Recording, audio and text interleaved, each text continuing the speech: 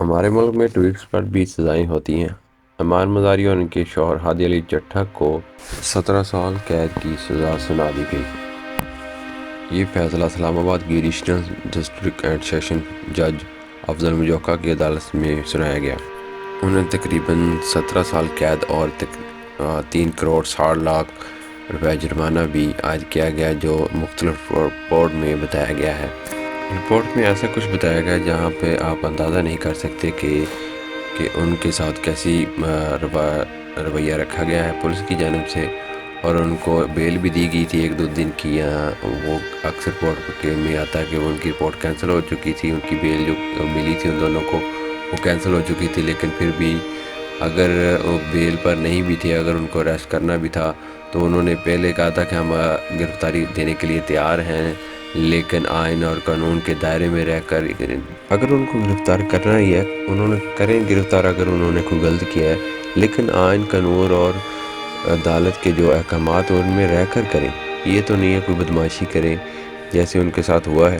ایمان مزاری کی ساس شوہر کی جو والدہ ان کے اور دیگر خاندانی ذرائع نے بتایا ہے کہ ایمان مزاری حاملہ ہے۔ اب خود سوچیں کہ یہ معاملہ کہاں کو جاتا ہے، یا کس کی انا خوش کرنے کے لیے جاتا ہے، کہ کس کو خوش کرنے کے لیے ان کو اس تشدد یا غیر ضروری طاقت کے ذریعے ان کو گرفتار کیا گیا، اور مرد کے پولیس اہلکاروں کی طرف سے گرفتار کیا گیا۔ وہاں پر عورتیں پتہ نہیں تھی نہیں، یا انہوں نے وہ ضروری نہیں چاہا کہ ان کو عورتیں گرفتار کریں، تو انہوں نے خود وہاں پہ مرد اہلکاروں نے گرفتار کیا۔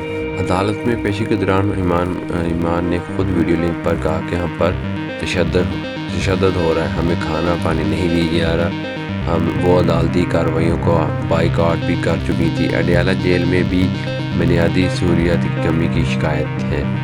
یہ الزامات سنگین ہیں، لیکن سرکاری سطح پر ابھی تک ان کی تردید یا تصدیق نہیں آئی، تو اس کا مطلب ہے کہ یا تو وہ سچ کہہ رہی ہیں، کیونکہ اگر کوئی ایسا معاملہ نہ ہوتا ان کے ساتھ تو وہاں پر تردید آ جانی تھی، انہوں نے غلط بیان دیا، لیکن ایسا کوئی معاملہ نہیں پیش آیا۔ تو انسانی حقوق کی تنظیمیں جو ہیں انہوں نے بھی آزادی اظہار پر حملہ اور غلط انصاف اس فیصلے کو قرار دیا ہے۔ سول سوسائٹی اور کئی وکلاء نے کہا کہ یہ سنگین غلط انصافی ہے، حق کے دفاع ختم ہو گیا ہے۔ کچھ حلقوں میں ایسے ریاست مخالف سرگرمیوں کے خلاف ضروری کارروائیاں کہا جا رہا ہے۔ ایمان مزاری سابق وزیر شیریں مزاری کی بیٹی ہیں، جو خود بھی اس کیس میں شدید تنقید کر رہی ہیں۔